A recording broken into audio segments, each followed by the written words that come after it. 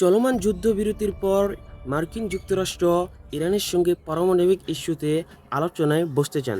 তবে পারমাণবিক ইস্যুতে যুক্তরাষ্ট্রের সঙ্গে আলোচনা আগ্রহ নেই বলেছেন ইরানের পররাষ্ট্রমন্ত্রী আগরচি। চলুন বিস্তারিত জেনে নেই। ইরান যুক্তরাষ্ট্রের সম্পর্ক আরও জটিলতার দিকে এগুচ্ছে। চলমান উত্তেজনার মধ্যে ইরানের পররাষ্ট্রমন্ত্রী আব্বাস আগরচি স্পষ্ট করে জানিয়েছেন, পারমাণবিক ইস্যুতে যুক্তরাষ্ট্রের সঙ্গে নতুন করে আলোচনায় বসার কোনো পরিকল্পনা নেই। দেশের রাষ্ট্রায়ত্ত টেলিভিশনে দেওয়া এক সাক্ষাৎকারে তিনি যুক্তরাষ্ট্রের বিরুদ্ধে বিশ্বাসভঙ্গের অভিযোগ তোলেন। ফলে মধ্যপ্রাচ্যের স্থিতিশীলতা ও কূটনৈতিক সমাধান পুনরায় অনিশ্চয়তায় পড়ে গেল।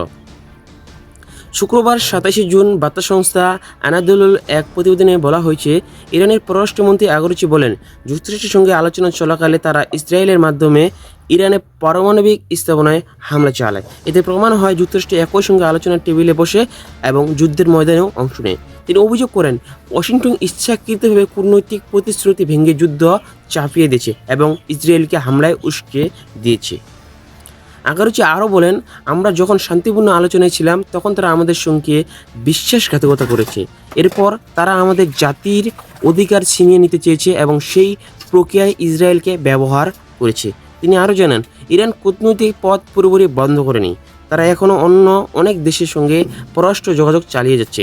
তবে যুক্তরাষ্ট্রের সঙ্গে পারমাণবিক ইস্যুতে কোনো নতুন বৈঠক পরিকল্পনা আপাতত নেই। সম্প্রতি যুক্তরাষ্ট্রের প্রেসিডেন্ট ডোনাল্ড ট্রাম্প দাবি করেছিলেন, আগামী সপ্তাহে ইরানের সঙ্গে বৈঠক হতে পারে।